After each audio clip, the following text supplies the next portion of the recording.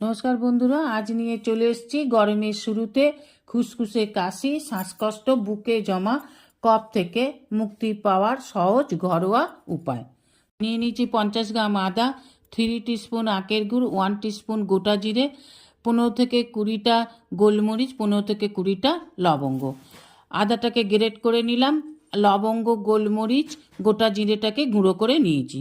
ওভেনে কড়াই বসিয়ে দিয়ে দিলাম আখের গুড়, গ্রেট করা আদা আর গোলমরিচ, লবঙ্গ, জিরে গুঁড়োটাকে ভালো করে আখের গুড়ের সাথে মিশিয়ে নিয়ে যখন শুকনো হয়ে আসবে তখন নামিয়ে একটা প্লেটের মধ্যে ছড়িয়ে দিতে হবে। এবার ছোট ছোট গোলা পাকিয়ে একটা এয়ারটাইট বক্সে রেখে দিন। সর্দি কাশি হলে সকালে একটা, বিকেলে একটা এইভাবে করে খান। এটা বাচ্চাদেরও দিতে পারবেন, দেখবেন খুব তাড়াতাড়ি সুস্থ হয়ে উঠবেন।